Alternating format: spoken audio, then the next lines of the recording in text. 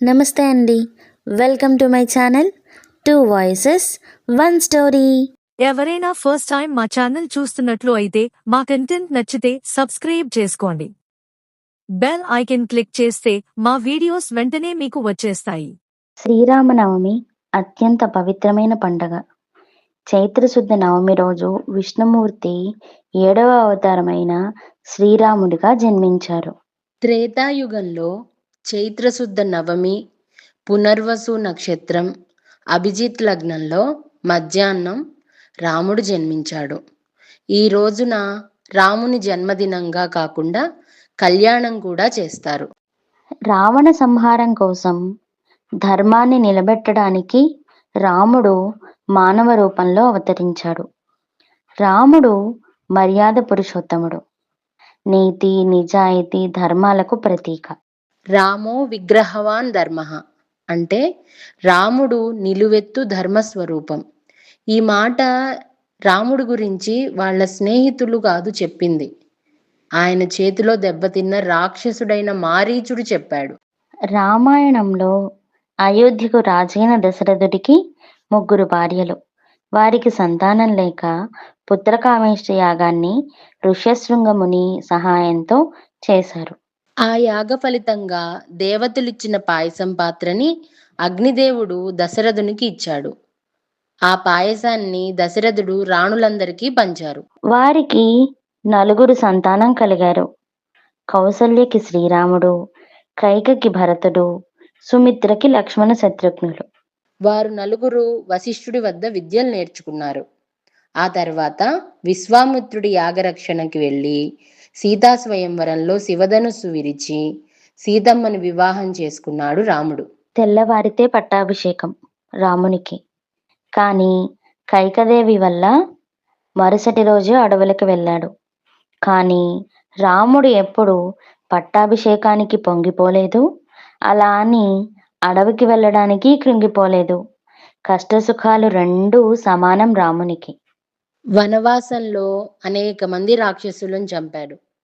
రావణుడు సీతమ్మను అపహరిస్తే వాడిని కూడా చంపి ఆమెకి అగ్ని పరీక్ష పెట్టి మళ్ళీ తిరిగి అయోధ్యకి తీసుకొచ్చాడు. లోకంలో ఎవ్వరూ పడని కష్టాలన్నీ రాముడు పడ్డాడు. సీతమ్మతో తిరిగి వచ్చి రాజ్యాన్ని ఏలాడు. సూర్యుడు రాముని వంశానికి ఆరాధ్యుడు. వారిది సూర్యవంశం. ఈ వంశంలో దిలీపుడు, రఘు అనే రాజులు ప్రసిద్ధులు. ఈ రఘు అనే రాజు మాట తప్పేవాడు కాదు. అందువల్లే రాముడు కూడా వారి బాటలోనే నడిచాడు. అందుకే ఆయన్ని రఘురాముడని, రఘునాథుడని, రఘుపతి అని పిలుస్తారు. రామ అంటే రమించు అని అర్థం. అంటే అందరి హృదయాల్లో రమించి ఆత్మారాముడు అయ్యాడు. ఒకసారి పార్వతీదేవి పరమశివుని కేనోపాయేన లఘున విష్ణోర్నామ సహస్రకం అని అడిగారు. అంటే విష్ణు సహస్రనామానికి సూక్ష్మ మార్గం చెప్పమని అర్థం. అందుకు పరమశివుడు శ్రీరామ రామ రామేతి రమే రామే మనోరమే సహస్రనామ తత్తుల్యం రామనామవరాననే అని చెప్పారు. ఈ శ్లోకం 3 సార్లు చదివితే విష్ణు సహస్రనామ ఫలితం మాత్రమే కాదు, శివ సహస్రనామ ఫలితం కూడా లభిస్తుంది. ఎవరైతే కాశీలో జీవిస్తూ అక్కడే మరణిస్తారో వారి మరణ సమయంలో శంకరుడే వారి కుడి చెవిలో రామనామ తారక మంత్రం చెప్పి ఉద్ధరిస్తారు. శ్రీరామనవమి రోజు పానకం వడపప్పు పెడతారు. ఎండాకాలం మొదటిలో ఈ పండుగ వస్తుంది. అందుకే చలువ పందిళ్లు వేసి విసనకర్రలు, చెప్పులు తోచినంత మందికి ఇస్తూ ఉంటారు కొంతమంది. రామదాసు గారు అన్నట్టు రామనామం ఎంతో రుచి. రా అంటే మన నోరు తెరుచుకొని మన పాపాలు బయటికి వెళతాయట. మా అంటే నోరు ముడుచుకొని బయటి పాపాలు మనలోకి రావు. రామనామ స్మరణకి జ్ఞానం, జన్మరాహిత్యం కలుగుతుంది. శ్రీరామనవమి రోజు భద్రాచలంలో సీతారాముల కళ్యాణాన్ని చేస్తారు. అభిజిత్ నగ్నంలో రాములి వారి కళ్యాణం అంగరంగ వైభోగంగా జరుగుతుంది. ఒంటిమిట్టలో అయితే 9వ రోజు రాముల వారి కళ్యాణం చేస్తారు. కలియుగ వైకుంఠమైన తిరుమలలో కూడా శ్రీరామనవమి ఉత్సవాలు అంగరంగ వైభవంగా జరుపుతారు. అవి ఎలా చేసుకుంటారో ఇప్పుడు మనం తెలుసుకుందాం. ఈ విషయాల్ని మేము తెలుసుకున్న మేరకు మీకు అందిస్తున్నాం. దోషాలు ఏమైనా ఉంటే మన్నించండి. పరమ పవిత్రమైన తిరుమల క్షేత్రం శ్రీహరి నివాసం. వైకుంఠాన్ని వదిలిన మహావిష్ణువు తిరుమలపై పుష్కరిణీ తీరంలో నిలవడం భక్తుల రక్షణ కోసమే. శ్రీవారి ఆలయంలో అనేక ఉత్సవాలు జరుగుతూ ఉంటాయి. అవన్నీ వైఖానస ఆగమనానుసారం జరుగుతాయి. నిత్య కళ్యాణం పచ్చతోరణం అనే ప్రశస్తికి నోచుకున్న ఆలయం మన శ్రీవారి తిరుమల. తిరుమలలో కేవలం శ్రీవారి అవతార నక్షత్రం, కళ్యాణ నక్షత్రం, బ్రహ్మోత్సవాలు మాత్రమే కాకుండా పర్వదినాలు, జయంతులు మున్నగునవి ఇక్కడ నిర్వహించడం సాంప్రదాయం. వాటిని ఆస్థానం అనే పేరుతో పిలుస్తారు. ఆస్థానం అంటే కొలువు తీరడం అని అర్థం. దీన్ని ఒక ప్రత్యేక సన్నివేశంగా నిర్వహిస్తారు తిరుమలలో. ఉగాది నాటి ఆస్థానంలో శ్రీవారు పూజలు అందుకొని పంచాంగ శ్రవణం చేసి సంవత్సర ప్రారంభాన్ని భక్తులకు శుభదాయకంగా ఉండేటట్టు దీవిస్తారు. దీన్నే ఉగాది ఆస్థానం. తర్వాత జరిగే ఆస్థానాన్ని శ్రీరామనవమి ఆస్థానం అంటారు. మరునాడు జరిగేది శ్రీరామ పట్టాభిషేక ఆస్థానం. ఇలా 2 నాళ్ళు శ్రీరామ రూపంలో శ్రీవారు ఆస్థానంలో కొలువు తీరుతారు. కౌసల్య సుప్రజ రామ అంటూ నిత్యం సుప్రభాత సేవ శ్రీవారిని శ్రీరాముడిగా భావించి స్తుతించడంతో ప్రారంభమవుతుంది. ఆనాటి శ్రీరాముడే ఈనాటి వెంకటేశ్వరుడు. ఆ అయోధ్యే మన తిరుమల. శ్రీవారి ఆలయంలో ఉత్సవమూర్తులుగా శ్రీ భూదేవి సహిత మలయప్ప స్వామివారే కాక సీతా లక్ష్మణ సుగ్రీవ అంగద హనుమత్ సమేతంగా శ్రీ రామచంద్రమూర్తి, రుక్మిణీ సహితంగా శ్రీకృష్ణమూర్తి ఉండటం శ్రీరామ జయంతి, శ్రీకృష్ణ జయంతి సందర్భాల్లో ఈ మూర్తులు ఆస్థానం కావడం చూస్తే శ్రీవారి శ్రీరామ శ్రీకృష్ణ తత్వాలను గుర్తు చేయడమే కదా. శ్రీవారి ఆలయం సర్వదేవతాల నిలయం. శ్రీవారు సర్వదేవతామూర్తి. తిరుమల దివ్యక్షేత్రంలో శ్రీవారి శ్రవణ నక్షత్రంతో పాటు ప్రతి నెల శ్రీరాముని జన్మ నక్షత్రమైన పునర్వసు రోజున సీతారామ లక్ష్మణులకు ఊరేగింపు జరుగుతుంది. అంతేకాకుండా బ్రహ్మోత్సవంలో ప్రత్యేకంగా ఒకరోజు హనుమద్వాహనంపై శ్రీహరి శ్రీ వెంకట రాముడిగా దర్శనమిస్తూ భక్తుల్ని అనుగ్రహిస్తారు. ఉగాది ఆస్థానం తర్వాత చైత్రశుద్ధ నవమి నాడు రాత్రి అనగా శ్రీరామనవమి రోజు శ్రీరామనవమి ఆస్థానం అని విశిష్టోత్సవం జరుగుతుంది. శ్రీరామనవమి రోజు ఉదయం ఆనంద నిలయంలో నిత్యము నిర్వహించే సుప్రభాత సేవ అనంతరం భోగ శ్రీనివాసమూర్తికి శ్రీవారి మూల విరాట్ పాదపద్మాలకు ఆకాశగంగా జలంతో అభిషేకం జరుగుతుంది. పిదప ప్రత్యేకంగా మూర్తులకు కూడా ఏకాంతంగా అభిషేకం జరుగుతుంది. అనంతరం శ్రీ రామాది చతుర్మూర్తులను పట్టు వస్త్రాలతో, విశేష ఆభరణాలతో, పుష్పమాలలతో అలంకరిస్తారు. రామకృష్ణ అవతారాలు శ్రీమన్నారాయణుని సంపూర్ణ అవతారాలు. అందులోనూ సీతారామ లక్ష్మణులు అందరికీ ఆదర్శప్రాయులు. పాతివ్రత్యానికి సీతమ్మ, పితృవాక్య పరిపాలనకు, ధర్మాచరణకు, సత్యసంధతకు, ఏకపత్నిత్వానికి శ్రీరాముడు, సోదర దీక్షకు, పరధారా విముక్తకు, త్యాగనిరతికి లక్ష్మణుడు చిరస్థాయిగా నిలుస్తారు. శ్రీరాముని దివ్య చరిత్రను కీర్తించిన వాల్మీకి ప్రపంచ వాంగ్మయంలో ఆదికవిగా, శ్రీమద్ రామాయణం ఆదికావ్యంగా ఆరాధ్యాలయ్యాయి. శ్రీరాముని వంటి ఉత్తమ గుణ సంపన్నుడు మరొకడు లేడని వాల్మీకే కాదు విశ్వమంతా కీర్తించింది, ప్రశంసించింది. సద్గుణ సంపదతో ఉన్నవాడు, ప్రజలను సంతోషపెట్టువాడు కనుక ఆ మహాత్మునికి రాముడన్న పేరు సార్థకమైంది. ఈ 2 శక్తులున్న వారు రాముని వలె ఆదర్శ వ్యక్తులు, ఆరాధ్యమూర్తులు అవుతారు అనడంలో ఎటువంటి సంశయమూ లేదు. శ్రీరాముడు భారతీయులకే కాదు మానవ జాతికే ఆదర్శమూర్తి. మానవ జాతిని తీర్చిదిద్ది ధార్మిక జీవితం ఎంత గొప్పదో, ఎంత విశిష్టమైనదో, ఎంత ఆదర్శవంతమైనదో తన ప్రవర్తన ద్వారా నిరూపించిన మహాత్ముని జన్మదినమే శ్రీరామనవమి. ఇదే శ్రీరాముని జయంతి. అలాంటి వారి జయంతిని జరుపుకొని, వారి జీవితాన్ని తలుచుకొని, అందరి సత్యధర్మాలను ఆదర్శంగా స్వీకరించాలి. యథాశక్తిగా ఆ దీక్షని ఆచరించాలని దృఢ ప్రతిజ్ఞ చేసుకోవాలి. చైత్రశుద్ధ నవమి నాడు ఆచరించే శ్రీరామనవమి యందు పునర్వసు లేదా దాని ముందటి పుష్యమి అయినా ఉంటుంది. సౌరమానం రీత్యా ఆచరించే శ్రీరామనవమి కూడా కొన్ని వేళల్లో వైశాఖ శుద్ధంలో రావడం వల్ల ఆ రోజు ఆశ్లేష, మఖ, పుబ్బలలో ఏదో ఒకటి ఉంటుంది. అంతేకాని పునర్వసు లేదా పుష్యమి ఉండదు. రవి మీనరాశిలో ఉన్న, మేషరాశిలో ఉన్న చైత్రశుద్ధ నవమి నాడు మాత్రం పునర్వసు లేదా పుష్యమి నక్షత్రంలో ఉండటం విశేషం. అందుకనే తిరుమలలో చంద్రమాన శ్రీరామనవమియే ఆస్థానంగా నిర్వహిస్తూ ఉంటారు. సామాన్యంగా భారతీయులందరూ శ్రీరామనవమిని యథాశక్తిగా ఆచరిస్తారు. కానీ ఇతర పండుగలు మాదిరి భక్ష్యభోజ్యాలు, విందులు, భోజనాలు ఈ పండుగలో నిర్వహించరు. కేవలం బెల్లం, పానకం, నీరు, మజ్జిగ, పెసరబేడలు, వడపప్పు లాంటి ప్రసాదాలే వినియోగిస్తారు. ఎందుకు అంటే దీనికి కూడా కారణం లేకపోలేదు. శ్రీరామనవమి చైత్రం లేదా వైశాఖంలో వస్తుంది. ఇది మంచి వేసవి కాలం. ఎండవేడికి శరీరం నిర్వీర్యమై నిశ్శక్తివంతం అవుతుంది. జీర్ణశక్తి సరిగ్గా జరగదు. వేడి గాలికి చెమట ఎక్కువ వస్తుంది. ఇందువల్ల శరీరంలోని పొటాషియం, సోడియం, లవణాలు తక్కువ అవుతాయి. ఇది ఆరోగ్యానికి ప్రతిబంధకంగా పనిచేస్తుంది.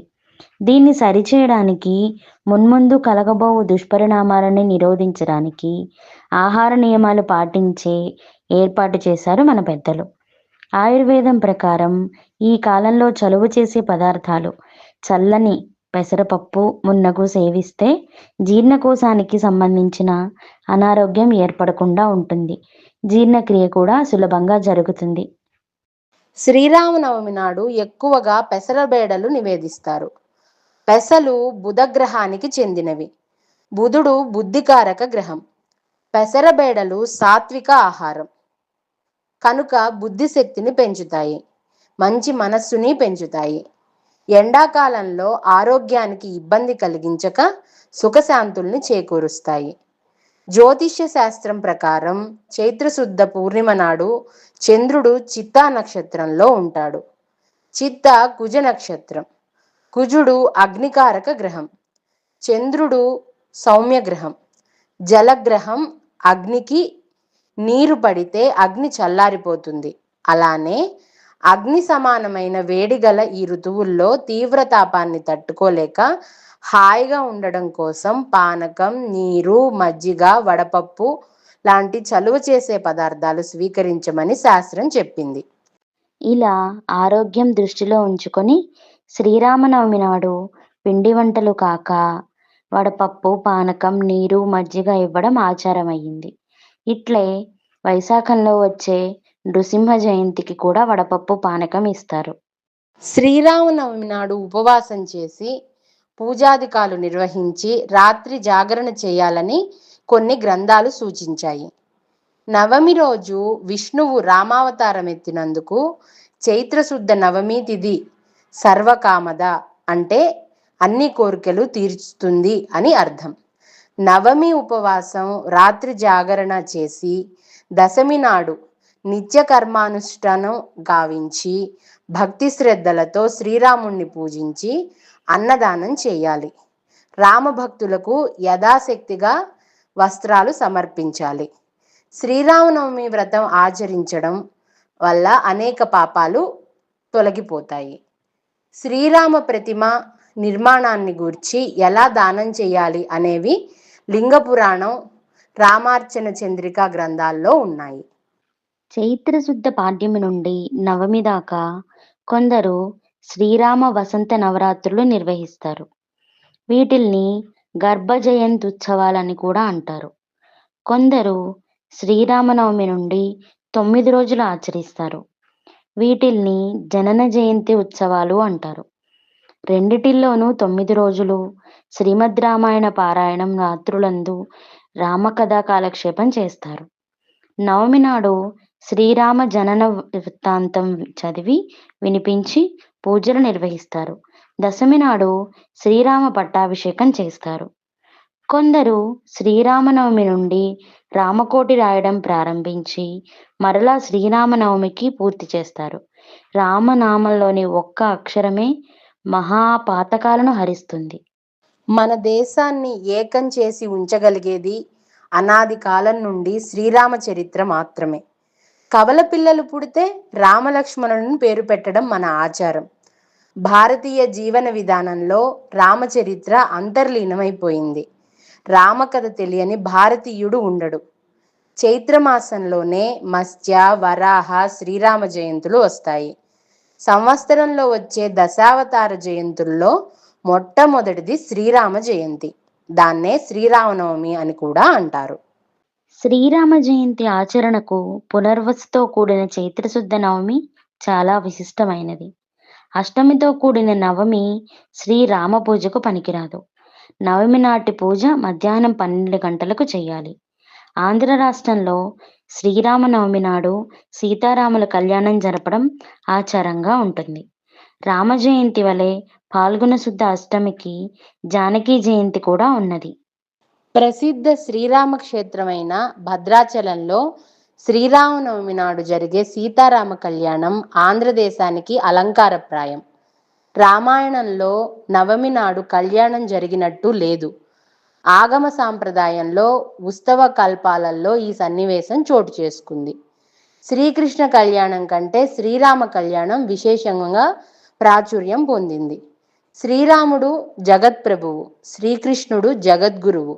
మన భారతీయ కాలమానం ప్రకారం వైవస్వత మన్వంతరం, పంచమ త్రేతాయుగం 4వ భాగంలో 30,000 సంవత్సరానికి సరైన విళంబీ సంవత్సర చైత్రశుద్ధ నవమి బుధవారం శ్రీరాముని జననం జరిగింది. ఇలా లక్షల సంవత్సరాలు గడిచిన శ్రీరాముని జననం మహాపర్వదినంగా మనం నిర్వహిస్తున్నామంటే శ్రీరాముని ధర్మ ప్రవృత్తి మనపై ఎంత గొప్పగా ప్రభావం చూపిందో మనకు అర్థమవుతుంది. ఋగ్వేదంలో శ్రీరాముని పవిత్ర నామం స్మరింపబడింది. శతపథ బ్రాహ్మణం శ్రీరాముని సోదరుడైన భరతుని గాథను వివరించింది. శ్రీరామనవమి ఆధ్యాత్మిక మూర్తి. వేదవేద్యుడైన పరమాత్మ దశరథ నందనుడై రాముడిగా జన్మించాడు. వాల్మీకి ద్వారా వేదమే రామాయణ రూపంలో అవతరించింది అని ఆర్షవాక్యం. నిరాకార పరమాత్మ సాకారమైన తత్వంతో శ్రీరాముడిగా వెలుగొందాడు. రాముడు అయోధ్యవాసులనే తరింపజేశాడు. రామనామం త్రిలోకవాసులను తరింపజేసింది. నామి కంటే నామమే గొప్పదని పేరుగాంచింది రామనామం. శివుడు నిరంతరం జపించేది రామనామాన్ని. ఓం నమో నారాయణాయ అనే నారాయణష్టాక్షరి మంత్రంలో రా అనే 5వ అక్షరం, ఓం నమ శివాయ అనే శివ పంచాక్షరి మంత్రంలోని మహా అనే 2వ అక్షరం చేరితే రామః అవుతుంది. ఈ 2 మంత్రాలకు ఈ 2 అక్షరాలు ప్రాణం. నారాయణాయలో రా లేనిచో నాయనాయ అగును. అప్పుడు పొందుటకు వీలు లేదు అని అర్థం వస్తుంది. నమ శివాయలో మహా లేనిచో న శివాయ, మంగళము కొరకు కాదు అంటే అమంగళం అని అర్థం వస్తుంది. శివకేశవుల ఏకీకృత మూర్తి రాముడు. 2 తత్వాలు రామునిలో నిండి ఉన్నాయి. రామాయణం సాక్షాత్తు వేదమే. రామః అనగా పరమాత్మ అని అర్థం ఉంది. అందరి హృదయాల్లో ఆనందరూపుడై రమించువాడు రాముడు. రామనామం మధురాతి మధురం. పలుకుటకే గాక భావించి ఆనందించుటకు రామనామం మహత్వపూర్ణమైనది. 3 సార్లు రామ రామ రామ అంటే 1000 సార్లు చెప్పినట్టు అవుతుంది. కటపయాది వర్గ సూత్రంలో రా యా వర్గంలో 2వ అక్షరం, మా పా వర్గంలో 5వ అక్షరం. అంటే 2 × 5 = 10. ఒక రామ అంటే 10 అనే సంకేతం. రామ రామ రామ అంటే 10 ఇంటూ 10 ఇంటూ 10, అది 1000 అవుతుంది. అందుకే శివుడు పార్వతికి రామ రామ రామ అని 3 సార్లు పలికితే సహస్రనామం అని చెప్పాడు. పైగా శివుడు తాను నిరంతరం జపించే రామనామాన్నే పార్వతీదేవికి చెప్పాడు. ఇలా నామస్మరణ మాత్రానే సకల పాపాలను హరించి సర్వ శుభాభ్యుదయాలు కలిగించే రామనామం. ఆ పేరుగల రాముడు అవతరించిన రోజును సాత్విక విధానంలో జయంతి పర్వదినంగా భావించి రాముణ్ణి పూజించడం కంటే మానవజాతికి మహాసంపద మరేముంది? ధర్మాత్మ సత్యసంధశ్చ అంటూ రామునిపై ఒట్టు పెట్టి లక్ష్మణుడు ప్రయోగించిన బాణం ఇంద్రజిత్తును సంహరించిన సంగతి రామాయణంలో ఉన్నది. ఇది ధర్మాత్మతకు, సత్యసంధతకు ఇది ఒక గొప్ప నిదర్శనం. ఏ కోణంలో చూసినా శ్రీరాముడు సామాన్యులకు, మాన్యులకు, యోగులకు, త్యాగులకు, మొత్తం విశ్వానికే ఆదర్శమూర్తి. రామునితో సమానమైన మరొక దైవం లేడని ఢంకా బజాయించి చాటి చెప్పడంలో కంచర్ల గోపన్న మాట ముత్యాల మాట.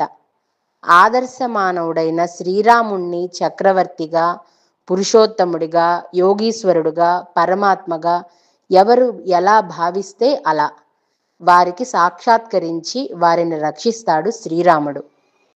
జై శ్రీరామ్. ఇదండి ఇవాల్టి వీడియో శ్రీరామనవమి గురించి. మరో మంచి వీడియోతో మిమ్మల్ని కలుసుకుంటాను. అందరికీ శ్రీరామనవమి శుభాకాంక్షలు. ఈ వీడియో కనుక మీకు నచ్చినట్లయితే మీ ఫ్రెండ్స్ అండ్ ఫ్యామిలీకి షేర్ చేయండి.